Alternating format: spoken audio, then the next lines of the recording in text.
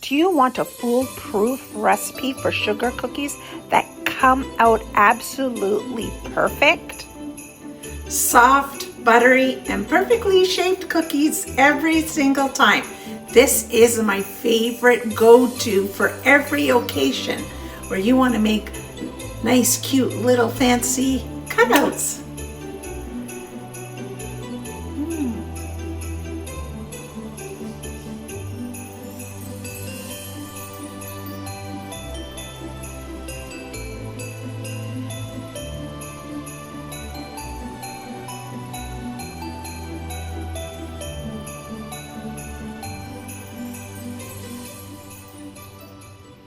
So let's go. I'm just gonna pull back my hair and we're gonna get started. In your stand mixer, you're going to add room temperature butter. You can do this with a hand mixer as well, but I'm gonna use my stand mixer.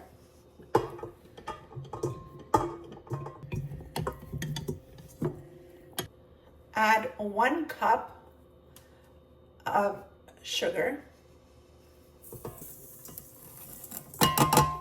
Now we're gonna cream this together till it's light and fluffy.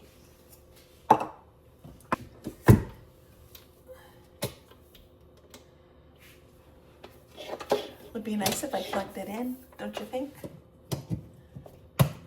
Oh, why are these child? I don't have no littles. There we go.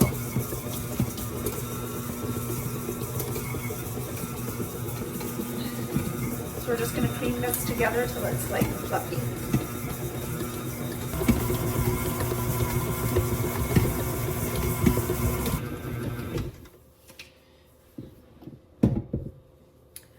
Now we're going to add 1 egg. There we go. 1 egg. This is a KitchenAid. I'm going to turn it on to number 4, which is a medium high speed. Vanilla. You're going to want to scrape the bowl because it kind of sticks to the sides. Just scrape it down.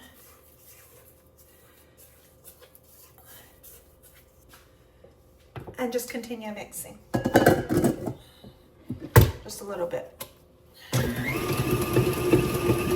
Just mix it until it's incorporated. Now I'm going to add my flour.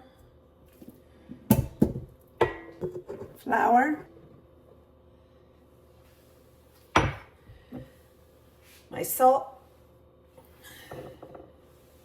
and my baking powder.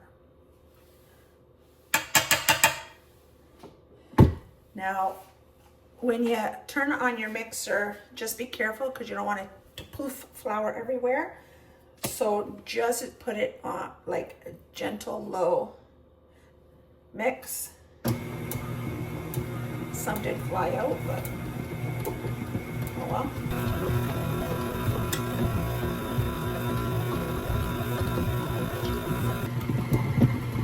Now you're gonna add your 1 teaspoon of milk. And it'll just come together.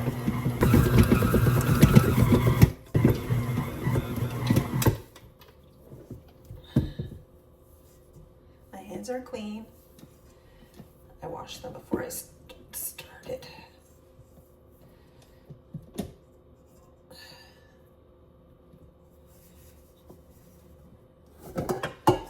And it's going to come together in a perfect ball. You can do this also in a food processor, but once it comes away from the sides, it's perfect. I'm just going to toss mine in a freezer bag.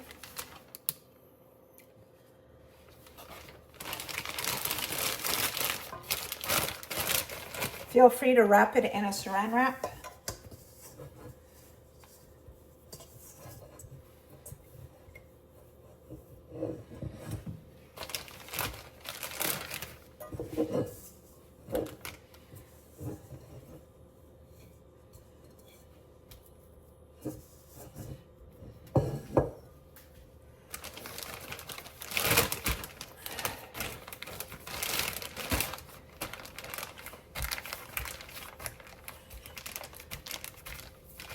I like to flatten it out. It just makes it easier to roll when we're ready.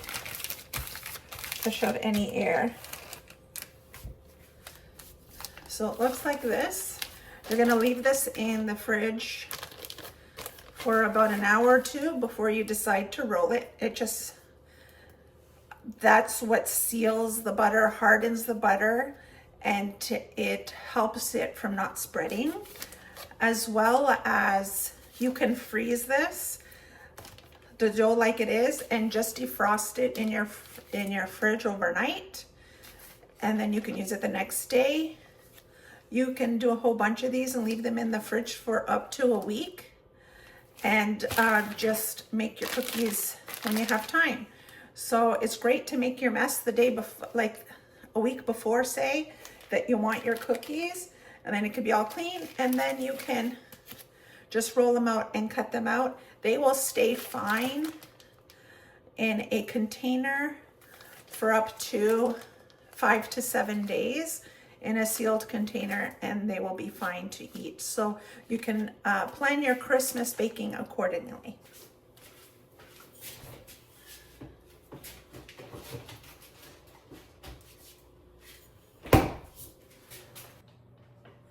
Hi everybody, so we're back. These have been chilling, so now we are going to cut them out. I got some Christmas cookie cutters here. I'm just gonna grab some flour. There we go. I like to flour my board. This is actually when we renovated the basement. When they cut out the space for the sink, I asked to keep this. So if you're ever renovating, ask to keep the cutout because it makes a fantastic cutting board.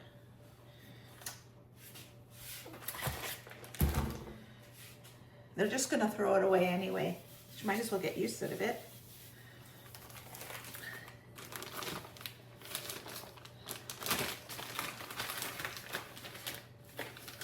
Now, I like to cut mine relatively relatively thick. Because I like to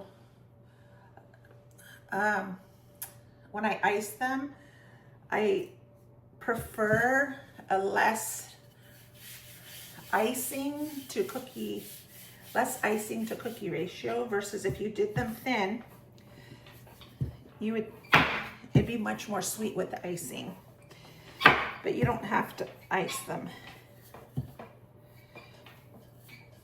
It's gonna take a little bit of elbow grease to roll these out.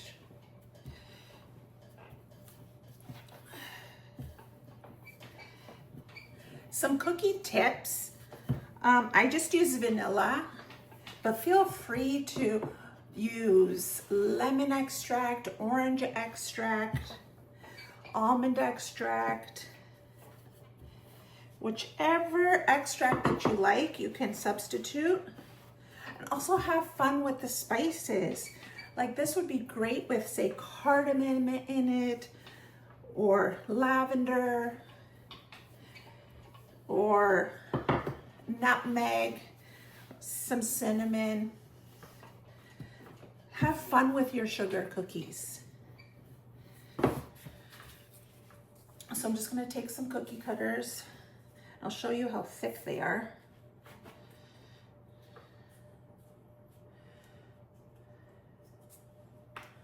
They're a little bit thick there because I like them that way. So these round ones are for wreaths, to make a wreath out of. Maybe I should cut the centers out. I'm gonna make some Christmas trees and so forth.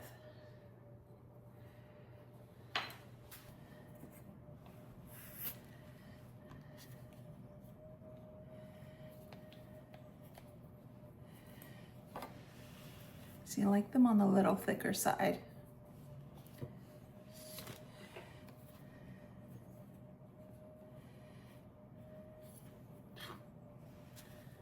These would be a great gift for table seating. You could write your guest's name with raw icing on there, or just dust them with powdered sugar and put them in a little cellophane bag with a little ribbon with a tag on it. That'd be a nice place setting for a Christmas party.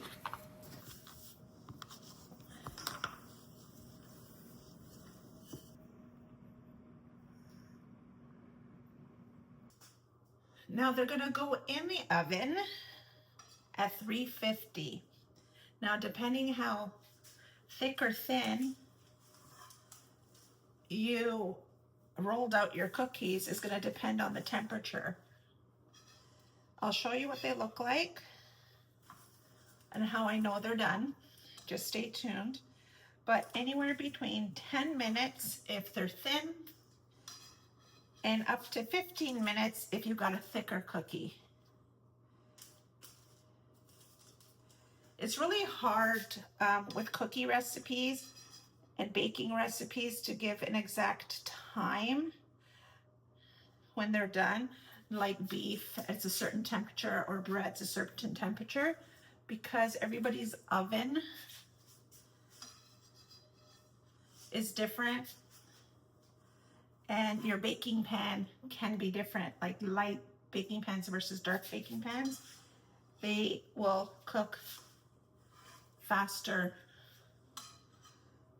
and the heat disperses faster. You may need a minute or two depending how thick you rolled out your cookies and how hot your oven is. But 350 for anywhere between 10 to 12 minutes, thereabouts, give or take a minute. But you'll know when they're done when I'll show you. When the edges here are lightly brown. You'll see like the edges here on the bottom has a light brown color. So you can tell they're done when they're a light golden color underneath.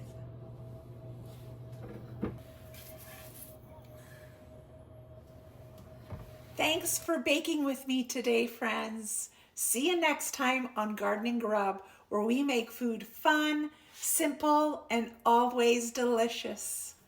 Take care, friends. I'll see you next time. Bye.